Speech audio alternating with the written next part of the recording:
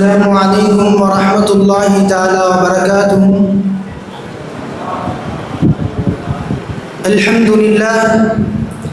الحمد لله رب العالمين والعاقبة للمتقين والصلاة والسلام على سيد المرسلين وعلى آله وأصحابه أجمعين. أما بعد، فقد قال الله تعالى في القرآن العظيم وفي الفرقان المجيد بعد أعوذ بالله من الشيطان الرجيم بفضل بسم الله الرحمن الرحيم. حتى إذا أتوا على وادي النمل قالت نملة يا أيها النمل ادخلوا مساكنكم لا يحطمنكم سليمان وجنوده وهم لا يشعرون. صدق الله العظيم. وقال نبينا حبيبنا محمد مصطفى صلى الله عليه وسلم الظلم ظلمات يوم القيامة كما قال عليه الصلاة والسلام. பசிக்கின்ற மனிதனுக்கு ருசிக்கின்ற உணவளித்து ரசிக்கின்ற அல்லாஹ்விற்கே எல்லா பகலும் உரித்தாகட்டுமாக. மக்கத்து கோமான் மதீனத்து சீமான் எம்பெருமானார் ரசூலே கரீம் ஸல்லல்லாஹு அலைஹி வஸல்லம் அவர்களின் மீதும் அவர்களின் அடிச்சுவடுகளை அப்படியே பின்பற்றிய உத்தம சத்திய சஹாபாக்கள், தாபிஈன்கள், தபா தாபிஈன்கள், நாதாக்கள், சுஹதாக்கள், இங்கே வீற்றிருக்கக்கூடிய நம் அனைவர்களின் மீதும் அல்லாஹ்வுடைய சாந்தியும் சமாதானமும் என்றென்றும் வற்றாது நின்று நிலவட்டுமாக. ஆமீன். கண்ணியத்திற்குரிய இஸ்லாமிய சொந்தங்களே, நம்முடைய இந்தியா சுதந்திரம் பெறுவதற்கு மற்றவர்களை விட மிகுந்த பங்கு வகித்தவர்கள் இஸ்லாமியர்கள், முஸ்லிம்கள். தன் சொந்த நாட்டுக்காக வேண்டி தன் சொத்துக்கள், தன் பிள்ளைகள், தன் உடைமைகள் என எல்லாவற்றையும் தியாகம் செய்தவர்கள் இஸ்லாமியர்கள். ஏன் ஒரு கட்டத்திற்கு மேல் தன் உயிரையும் தன் ரத்தத்தையும் சுதந்திரத்திற்காக வேண்டி அடித்தளமிட்டவர்கள் இஸ்லாமியர்கள். அந்த அடித்தளத்தை அடியோடு அழிக்க வேண்டும் என்று இஸ்லாத்தின் எதிரிகள் திட்டம் தீட்டிக் கொண்டிருக்கிறார்கள். சுதந்திரத்தை தேடி போராடி எல்லா மக்களுக்கும் சுதந்திரம் கிடைத்த போதிலும் இன்றளவும் சுதந்திரத்தை தேடுபவர்கள் இஸ்லாமியர்கள். இதுதான் நிதர்சனம். சுதந்திரத்தை தேடி போராடிய இஸ்லாமியர்களுக்கு அரசாங்கத்திலிருந்து கிடைக்கப்பெற வேண்டிய சலுகைகள் ஒரு புறம் இருக்கட்டும், இன்று அவர்களுக்கு அடிப்படை உரிமைகள் கூட கிடைப்பதில்லை. ஏன், என்ன காரணம்? அவன் இஸ்லாம் என்ற ஒரே காரணம். இன்று இஸ்லாம் என்று சொன்னாலே அவன் தீவிரவாதி என்று சித்தரிக்கப்படுகிறான், ஊடகங்களில் விமர்சிக்கப்படுகிறான், அரசாங்கத்திலிருந்து ஒதுக்கப்படுகிறான். இது போல பல்வேறு விதமான கொடூரங்கள் இஸ்லாமியருக்கு நடந்து வருகிறது. இன்னும் குறிப்பாக சொல்ல போனால் பாசிச தீவிரவாதிகளால் இஸ்லாமியர்கள் மீது தொடர் தாக்குதல் நடத்தப்பட்டு வருகிறது. என்னத்தான் சிறுபான்மையருக்காக வேண்டி தனி ஆணையம், தனி அமைச்சகம் உருவாக்கப்பட்டு செயல்பட்டு வந்தாலும் மத சிறுபான்மையரான இஸ்லாமியர் மீது குறிவைத்து தாக்குவது, அவர்களை அச்சுறுத்துவது, அவர்களை கொலை செய்வது, அவர்களுக்கு பாலியல் தொந்தரவு கொடுப்பது, அவருடைய சொத்துக்களை சூறையாடுவது என பல்வேறு விதமான வன்முறைகளை தொடர்ந்து நடத்தப்பட்டுதான் வருகிறது. இதற்கான நீதியும் நியாயமும் நிவாரணமும் கிடைக்காத போது இந்த ஆணையத்தின் மூலியமாக, இந்த அமைச்சகத்தின் மூலியமாக என்ன பலன் இருக்கிறது இஸ்லாமியர்களுக்கு? இந்திய அரசியலமைப்பு சட்டம் சிறுபான்மையிற்காக வேண்டி கல்வி, கலாச்சாரம், மத உரிமையிலே வழங்கியிருக்கிறது. அந்த உரிமையிலே கொண்டு கல்வி நிறுவனங்களை நிர்வகிப்பதும், மற்ற வழிபாட்டிற்கான பள்ளிவாசல்கள், சர்ச்சுக்கள், மற்ற சிறுபான்மையுடைய வணக்கஸ்தலங்களை கட்டி பராமரித்து சுதந்திரமாக வழிபடுவதற்கு அரசியலமைப்பு சட்டம் முழு உரிமை வழங்கியிருக்கிறது. ஏன், எல்லா குடிமக்களுக்கும் அரசியலமைப்பு சட்டம் பிரிவு 25(1) படி தன் மதத்தை பின்பற்றவும் பரப்பவும் முழு அதிகாரம் கொடுக்கப்பட்டிருக்கிறது. ஆனாலும் இன்றைய பாஜக ஒன்றிய அரசு கடந்த 11-12 ஆண்டுகளாக இஸ்லாமிய மக்களுக்கு எதிரான ஒவ்வொரு சட்டங்களையும் தனது பெரும்பான்மையான பலத்தை கொண்டு நிறைவேற்றி வருகிறது. குறிப்பாக சொல்ல போனால் சிஏஏ, என்ஆர்சி, என்பிஆர் போன்ற குடியுரிமையா கேள்வி எழுப்பும் அளவிற்கு மிக கொடூரமான, மிக கோரமான அஜெண்டாக்களை கொண்டு வந்துள்ளது. நாடு முழுவதும் பல்வேறு விதமான போராட்டங்கள் வெடித்தாலும் இந்த பாசிச ஆட்சியாளருடைய திட்டங்களை தடுத்து நிறுத்த முடியவில்லை. பாஜக ஆளும் பல மாநிலங்களில் மதமாற்ற தடை, ஹலால் உணவு தடை, மாட்டு இறைச்சி தடை, ஏன் ஒரு கட்டத்திற்கு மேல் ஒரு தனி மனிதனின் உரிமையின் மீது கை வைக்கிறார்கள், ஜனநாயகத்தின் மீது கை வைக்கிறார்கள். இஸ்லாமிய பெண்கள் முகத்தினை அணிந்து கொண்டு வாக்குச்சாவடிக்கு வரக்கூடாது, அவ்வாறு அவர்கள் வருவார்களே ஆனால் சொன்னால் தேர்தல் ஆணையம் அவர்கள் அனுமதிக்க கூடாது என்பதாக உச்சநீதிமன்றம் தீர்ப்பளிக்கிறது. அவர் இதோடு முடித்திருந்தால் பரவாயில்லை, ஒரு வாக்கியத்தை பயன்படுத்துகிறார்கள். அவர்கள் தன் மார்க்கம் தான் முக்கியம் என்று சொன்னால் அவர்கள் வீட்டிலே இருந்து கொள்ளட்டும் என்பதாக சொல்கிறார்கள். எங்கே போய் இஸ்லாமியர்கள் நீதியும் நியாயமும் கேட்பார்களோ, அங்கே இது போல அநீதி நடக்கிறது என்று சொன்னால் இஸ்லாமியர்களுக்கு நடக்கிற கொடூரங்களை நாம் என்னவென்று சொல்வது? இஸ்லாமியர்களுக்கு பலவிதமான கொடூரங்கள் இஸ்லாமியர்களுக்கு தொடர்ந்து நடந்துதான் வருகிறது. இஸ்லாமியனுடைய பெயரை கேட்டால் அவனை சுட்டுக் கொள்ள வேண்டும், இஸ்லாமிய மத அடையாளங்களை கண்டால் அவனை அடித்துக் கொள்ள வேண்டும் என்று மதவெறி பிடித்தவர்கள் சுற்றி திரிந்து கொண்டிருக்கிறார்கள். ஜெய்ப்பூரில் இருந்து மும்பைக்கு வர ரயிலில் சேட் சிங் என்று சொல்லக்கூடிய மதவெறி பிடித்தவர் ஒவ்வொரு நபராக சென்று உங்களுடைய பெயர் என்ன என்று கேட்கிறார். அவர் இஸ்லாம் என்று தெரிந்த மாத்திரம் அவர் அதே இடத்தில் சுட்டுக் கொலை செய்கிறார். 3 நபர்களே அதே ரயிலில் சுட்டுக் கொலை செய்கிறார். பேரின் மீது, இஸ்லாமியுடைய பேரின் மீது அவ்வளவு வெறுப்பு அவர்கள். இது ஒரு புறம் இருக்க, பீகாரில் உள்ள 40 வயதான முகமது அஜஹர் ஹுசைன் என்று சொல்லக்கூடிய ஒரு நபரை பாசிச தீவிரவாதிகளால் காயப்படுத்தப்பட்டு அவர் சிகிச்சை பயனில்லாமல் மரணமடைந்தார். அவர் மரணமடைவதற்கு சற்று நேரத்திற்கு முன் தன்னை எவ்வாறு காயப்படுத்தினார்கள், தன்னை எவ்வாறு தாக்கினார்கள் என்பதாக அவர் விவரித்தார். என்னை 5 பேர் தடுத்து நிறுத்தி என்னை ஒரு அறைக்குள் கூட்டி சென்று என்னுடைய உடம்பில் ஏதாவது மத அடையாளம் தெரிகிறதா என்று சொல்லி என்னுடைய ஆடையை கலந்து சொல்லி என்னை அடித்தார்கள். இன்னும் என்னை பெட்ரோல் ஊற்றி எரிக்கவும் முயன்றார்கள். அது மட்டும் இல்லை, என்னுடைய மார்பகத்தில் ஏறி நின்று மிதித்தார்கள். என் வாயில் இருந்து ரத்தம் ஒளிந்து ஓடியது. இன்னும் என்னை செங்கக்கற்களை கொண்டு அடித்தார்கள் என்பதாக அவர் மரணப்படுக்கையில் சொல்லிவிட்டு மரணம் அடைந்தார். இதுபோல் இஸ்லாமியருடைய பேர், இஸ்லாமிய மத அடையாளங்களின் மீது அவ்வளவு வெறுப்பு, ஒரு மதவெறி பிடித்தவர்களாக அவர்கள் இருந்தார்கள். இது மட்டுமா, இஸ்லாமியுடைய மத உரிமையான தொழுகை மற்றும் இதர அமல்களும் அவர்கள் தடை செய்கிறார்கள். உத்தரகாண்ட் மாநிலம் மியாவாலாவில் ஜும்மா தொழுகைக்காக வேண்டி மக்கள் எல்லாம் வெளியே வருகிற பொழுது நீங்கள் பொது இடங்களில் தொழுகை நடத்தக்கூடாது, நீங்கள் தொழ வேண்டும் என்று சொன்னால் உங்களுடைய வீட்டிலே தொழுது கொள்ளுங்கள் என்பதாக இந்துத்துவா கும்பல் மிரட்டிவிட்டு சென்றது. அதேபோல முசாஃபிர் நகரில் உள்ள மதீனா மஸ்ஜிதில் ஒலிபெருக்கிகள் அனுமதியின்றி பயன்படுத்தியதாக கூறி உடனடியாக வந்து போலீசார் நடவடிக்கை எடுத்தனர். அப்பொழுது அங்கே இருக்கக்கூடிய ஒரு போலீசார் இர்ஃபான் என்ற நபரை காயப்படுத்தி விட்டு சென்றார். இதுபோல ஒன்றல்ல இரண்டல்ல நூற்றுக்கணக்கான கொடூரமான சம்பவங்களை நம்மால் சொல்ல முடியும். அவ்வளவு கொடூரங்கள் இஸ்லாமியர்களுக்கு தொடர்ந்து நடந்துதான் வருகிறது. இஸ்லாமியர்கள் பொறுத்தவரை இந்த இந்தியா மதச்சார்பற்ற நாடு என்று வாயால் தான் சொல்ல முடிகிறதே தவிர அவருடைய வாழ்வில் இதுவரையும் உணர முடியவில்லை. இதான் நிதர்சனம். ஏன் என்று சொன்னால் இஸ்லாமியர்கள் வலிமை இழந்திருக்கிறார்கள். இந்தியாவை பொறுத்தவரை இஸ்லாமியர்களின் வலிமை என்பது செங்கோட்டை, குத்துப் மினார், ஜும்மா மஸ்ஜித் ஆகியவின் வடிவில் தான் உணர முடிகிறது. அரசு அதிகாரங்கள், அரசு அலுவலகங்களில் இருந்து அடியோடு ஒதுக்கப்பட்டு விட்டோம். மற்றவர்களெல்லாம் படித்த அரசு அலுவலகங்களில் உயர் பதவிகளில் சொகுசாக வேலை செய்கிற பொழுது இந்த சமுதாயத்தவர்கள் பற்றைகளில் அலங்கோலமாக காட்சி தருகிறார்கள்.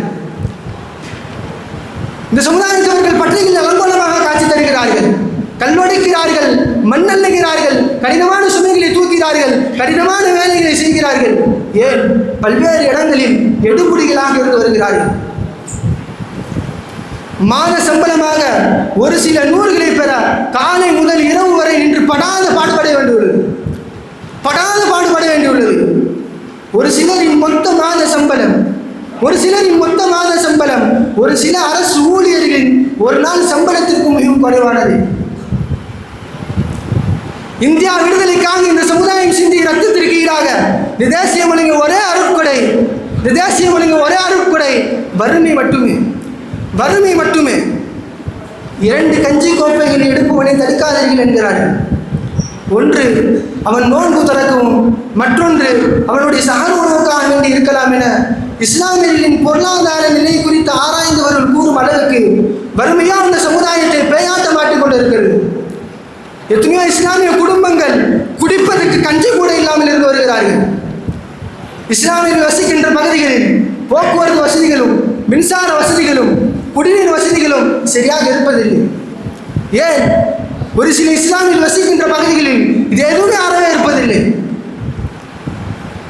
ஆனால் முஸ்லீம் என்று சொன்னால், இஸ்லாம் என்று சொன்னால் அவன் தீவிரவாதி அல்லது தீவிரவாதிக்கு துணை போனவன் என்று எப்பொழுது வேண்டுமானாலும் கைது செய்யப்படலாம், அல்லது என்கவுண்டரில் சுட்டுத் தள்ளப்படலாம், அல்லது விசாரணை என்ற பெயரில் கைது செய்யப்படலாம், அல்லது விசாரணை இல்லாமல் கைது செய்யப்பட்டு அவருடைய இளமை முழுவதும் சிறை கம்பிகளுக்கு மத்தியில் கரைந்தும் போகலாம். இவற்றில் எதை பற்றியும் கேட்பதற்கு கூட நாதியற்ற நிலையில் இந்த சமுதாயம் இருந்து வருகிறது. ஆனால் இந்த தேசத்தின் இரண்டாவது பெரும் சமுதாயம் இஸ்லாமிய சமுதாயம் என்று மட்டும் மார்த்தட்டி சொல்லப்படுகிறது.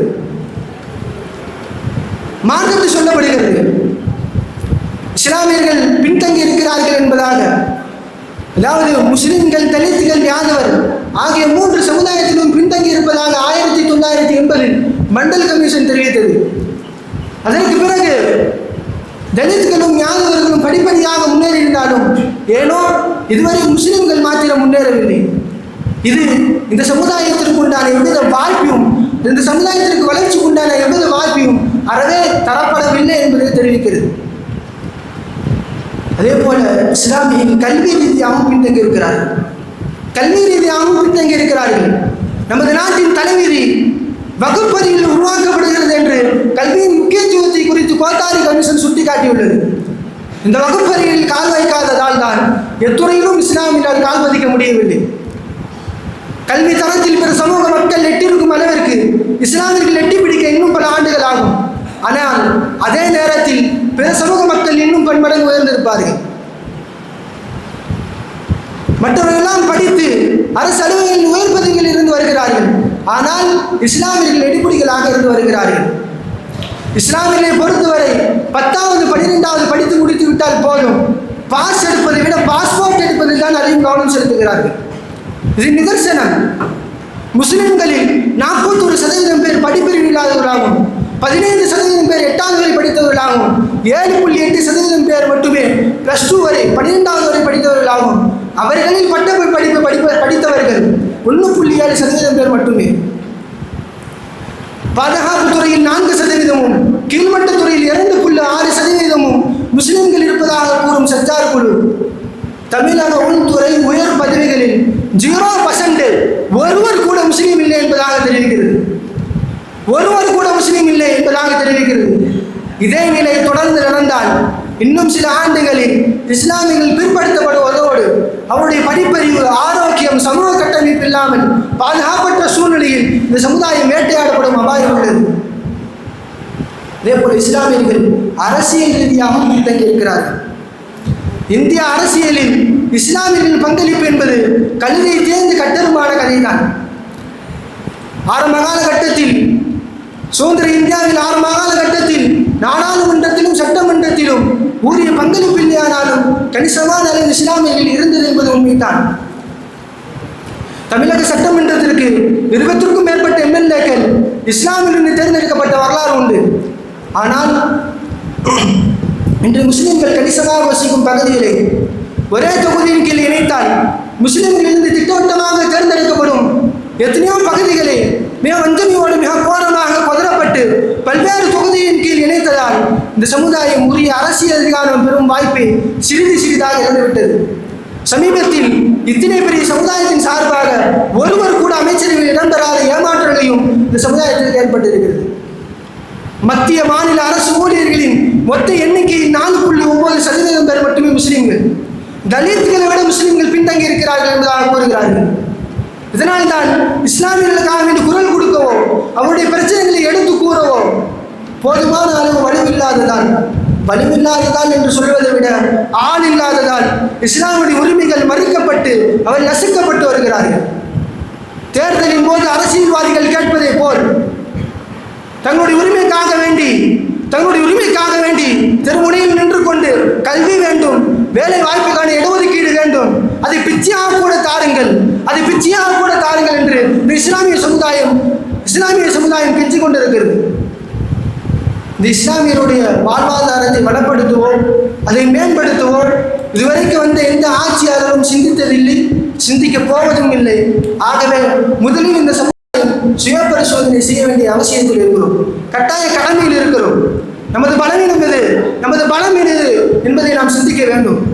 நாம் எல்லாம் ஒன்று சேர்ந்து ஒன்றோடு ஒன்றாக கைகோர்த்து நின்றோம் என்று சொன்னால், ஒன்றோடு ஒன்றாக கைகோர்த்து நின்றோம் என்று சொன்னால் நாம் ஒருவரை ஏற்றவும் முடியும், ஏறி நிற்பவனை இறக்கவும் முடியும். இதை பற்றி அரசியல்வாதிகள் தெரிந்து வைத்திருக்க அளவு கூட இன்று இஸ்லாமிய சமுதாயம் தெரிந்து வைத்திருக்கவில்லை. இதனால் தான் இந்த சமுதாயத்தை பல்வேறு கூறுகளாக பிளவுபடுத்தி தன் நாடியவாறெல்லாம் ஆட்டி படைத்து வருகிறார்கள். தன் நாடியவாறெல்லாம் ஆட்டி படைத்து வருகிறார்கள். புற்றிசல் போல் 4 ஒரு தலைவர்கள் தோன்றுகிறார்கள். காலானை போல் கட்சிகள் முளைக்கின்றது. ஒவ்வொன்றும் முஸ்லிம்களின் உண்மையான பிரதிநிதி நாங்கள் தான் என்கிறது. ஆனால் நம்மால் தான் நம் சமுதாயம் சிதறிக் கொண்டிருக்கிறது என்று எந்த சமுதாய தலைவரும் சிந்திப்பதாக தெரியவில்லை. நம்ம நேரத்தில் இருக்கக்கூடிய மிகப்பெரிய ஒரு பலம் என்பது இந்த ஜமாத் அமைப்பாகும். முஸ்லிம் கட்சிகள் சமுதாய எல்லா கட்சிகளும் அமைப்புகளும் ஒன்று இணைந்து கூட்டமைப்பாக செயல்பட வேண்டும் என்பது பலரின் எதிர்பார்ப்பாக உள்ளது. அந்த எதிர்பார்ப்பு மட்டும் நடந்துவிட்டால் இஸ்லாமியனுடைய பல கனவுகள் நினைவாகிவிடும். ஆனால் அதற்குண்டான சிறிய அறிகுறிகள் கூட கண்ணு கட்டிய தூரம் தென்படாததை நினைத்தால்தான் மிகவும் கவலைக்குரிய விஷயமாக இருந்து வருகிறது.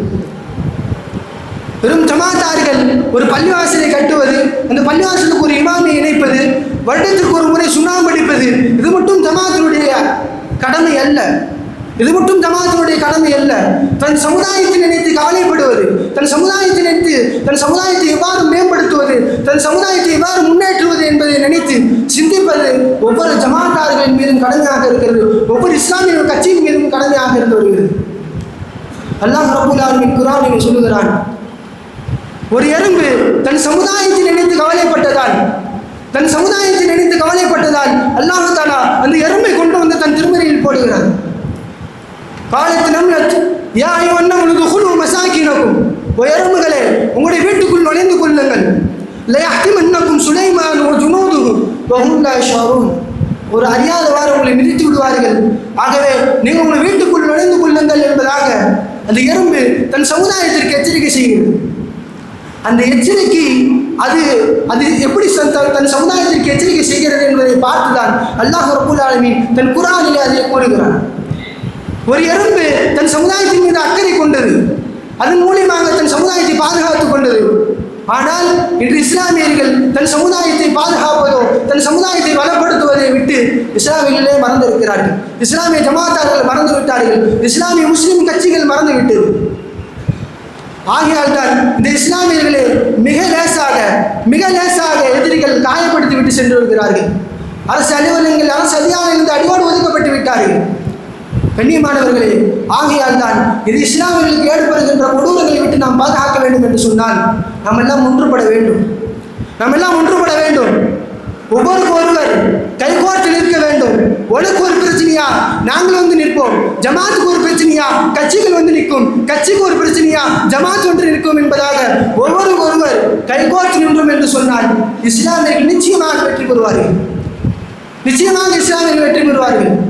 ஆகையால் தன் சமுதாயத்தை நினைத்து கவலைப்படுவது, தன் சமுதாயத்திற்கு நடக்கிற கொடூரங்களை விட்டு இந்த இஸ்லாமிய சமுதாயத்தை பாதுகாப்பது ஒவ்வொரு ஜமாத்தின் மீதும் ஒவ்வொரு இஸ்லாமிய கட்சியின் மீதும் அவசியமானதாக இருக்கிறது, கட்டாய கடமையாக இருக்கிறது. இதை சொன்னோமோ, இதை கேட்டோமோ, அதன்படி விலகி அமல் செய்கின்ற தௌஃபீகை வந்த அல்லாஹ் நம் அனைவருக்கும் தந்தல் புரிவானாக. வாஹிரு தஅவானா அல்ஹம்துலில்லாஹி ரப்பில் ஆலமீன். அஸ்ஸலாமு அலைக்கும் வரஹ்மத்துல்லாஹி வபரகாத்துஹு.